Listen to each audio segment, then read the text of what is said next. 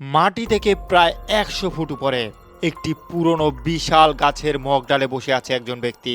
নিচে আমাজনের ভয়ঙ্কর জঙ্গল, সারা রাত হিংস্র পশুর গর্জন। কিন্তু সেই মানুষটি গত ৬ বছর যাবৎ এই গাছের উপরেই বসবাস করছে। দীর্ঘ ৬টি বছরে তিনি মাটিতে পা পর্যন্ত রাখেননি। না আছে ঘর, না আছে বিছানা, না আছে কোনো মানুষের সাথে কথা বলার সুযোগ। প্রশ্ন হলো, আমাজনের মতো বিপজ্জনক জঙ্গলে এমন একজন মানুষ এইখানে বেঁচে আছে কিভাবে, আর তিনি সেখানে গিয়েছিলেনই বা কেন? এই কাহিনী শুরু হয় ৩ সেপ্টেম্বর ১৯৩৭ সালে।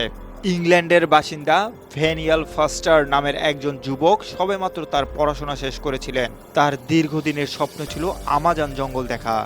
এটি ছিল তার একটি সাধারণ স্বপ্ন, যা কিনা সে ৩-৪ দিনের মধ্যেই পূরণ করতে চেয়েছিলেন। ভ্যানিয়েল প্রকৃতিকে খুব ভালোবাসতেন, বিশেষ করে এমন সব জায়গা যেখানে মানুষের আনাগোনা খুবই কম।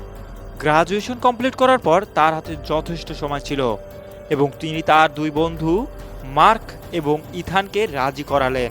তাদের পরিকল্পনা ছিল খুবই সাধারণ, বেশি গভীরে না গিয়ে মাত্র ৪ দিন জঙ্গলে কাটিয়ে ফিরে আসবে। ভ্যানিয়েল তার পরিবারকে শুধুমাত্র এতটুকুই বলেছিল যে সে তার বন্ধুদেরকে নিয়ে একটা ট্রিপে যাচ্ছে। সে কল্পনাও করতে পারেনি এমন একটা ট্রিপ যেখান থেকে তার ফিরে আসার পথই বন্ধ হয়ে যাবে। ইংল্যান্ড থেকে আমাজনের দূরত্ব প্রায় ৮,০০০ কিলোমিটার। সেই যুগের যাতায়াত ব্যবস্থা আজকের দিনের মতো এত সহজ ছিল না। না ছিল জিপিএস, না ছিল মোবাইল ফোন। তারা সাথে নিয়েছিল ব্রেড, বিস্কুট, চিনি, পানি, ডায়েরি, পকেট নাইফ, ডিএসএলআর এবং একটি হাতে চালিত টর্চ লাইট। জাহাজ, ট্রেন, বাস এবং সর্বশেষ নৌকায় করে প্রায় ৬ সপ্তাহ পরে তারা আমাজন জঙ্গলে পৌঁছাতে সফল হয় এবং সেখান থেকে শুরু হয় জঙ্গলের ভিতরের যাত্রা। নৌকা থেকে নামার পর তারা ঠিক করেছিলেন নদীর ধার ঘেঁষেই চলবে। আমাজনের জঙ্গলটা এতই ঘন ছিল যে দিনের বেলাও সূর্যের আলো পর্যন্ত পৌঁছাতো না। কিছুক্ষণ যাওয়ার পরে তারা বুঝতে পারে যে নদীর স্রোতের যে শব্দ সেটা শোনা যাচ্ছে না এবং মাটি তাদের জন্য বিপদ মনে করে তারা একটা উঁচু ডালের উপরে তাদের রাত কাটানোর সিদ্ধান্ত নিল। পরের দিন সকালে তারা সব থেকে মারাত্মক ভুলটা করে বসলেন। তারা সিদ্ধান্ত নিলেন যে ৩ জন আলাদা আলাদা পথে গিয়ে পথ খোঁজার চেষ্টা করবেন। কিছুক্ষণের মধ্যেই ভ্যানিয়েল তাদের দুই বন্ধুকে হারিয়ে ফেললেন। ঘন ঝোপঝাড় আর ভেজা মাটির কারণে তিনি তার বন্ধুদের কাছে পৌঁছাতে পারলেন না। ভয় আর একাকিত্ব তাকে গ্রাস করে ফেলল।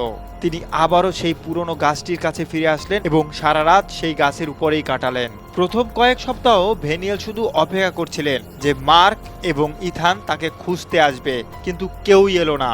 বেঁচে থাকার তাগিদে সে গাছের উপরেই একটা মাচা তৈরি করে ফেললো এবং একটি ঝুপড়িও তৈরি করলো। গাছের ডাল আর বড় বড় পাতা দিয়ে বৃষ্টির জল আটকানোর ব্যবস্থাও করলেন। তার কাছে থাকা শুকনো খাবারও শেষ হয়ে যায়। এরপর তিনি বৃষ্টির পানি এবং গাছের পাতার উপরে থাকা নিশির খেয়েই বেঁচে থাকতেন। ভ্যানিয়েল বুঝতে পেরেছিল যে মাটিতে নামা মাত্রই তার মৃত্যু হতে পারে। নিচে হিংস্র পশু, বিষাক্ত পোকামাকড়ে ভরা ছিল, তাই তিনি গাছের উপরেই তার ছোট্ট একটা জগৎ বানিয়ে নিলেন। এভাবে করে দিনের পর মাস আর মাস গিয়ে ঠেকল বছরে। দীর্ঘ ৫ বছর পর সে পরিবারের আশাই ছেড়ে দিয়েছিল। ইংল্যান্ডে তার খোঁজ চলা যে ফাইলগুলো ছিল সেগুলো বন্ধ হয়ে গিয়েছিল এবং তাকে মৃত বলে ধরে নেওয়া হয়েছিল। যখন ভ্যানিয়েল সেই গাছে ৬ বছর পূর্ণ করলেন তখন তিনি প্রায় সব আশা ছেড়েই দিয়েছিলেন।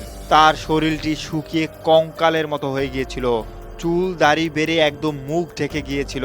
একদিন হঠাৎ তিনি আকাশে এক অদ্ভুত শব্দ শুনতে পেলেন। সেটি ছিল একটি হেলিকপ্টার যা আমাজন জঙ্গলে সার্ভে করতে এসেছিল। ভ্যানিয়েল তার অবশিষ্ট সব শক্তি দিয়ে গাছের ডাল নাড়াতে শুরু করে এবং চিৎকার করতে লাগলেন। পাইলট উপর থেকে দেখলেন গাছের উপরে একটি অদ্ভুত কাঠামো এবং ঝুপড়ির মতো। হেলিকপ্টার নিচে নামানো হলো। ৬ বছর পর ভ্যানিয়েল প্রথমবারের মতো মাটিতে পা রাখলেন। যখন ভ্যানিয়েলকে উদ্ধার করে বাড়িতে ফিরিয়ে আনা হলো, তার বাবা মা তাকে দেখে চিনতেই পারছিল না। সেই যুবক এখন ক্লান্ত, বৃদ্ধ প্রায় মানুষে পরিণত হয়েছে। ৬ বছর আগে যে মানুষকে মৃত বলে মেনে নিয়েছিল সেই মানুষ আজ সবার সামনে দাঁড়িয়ে।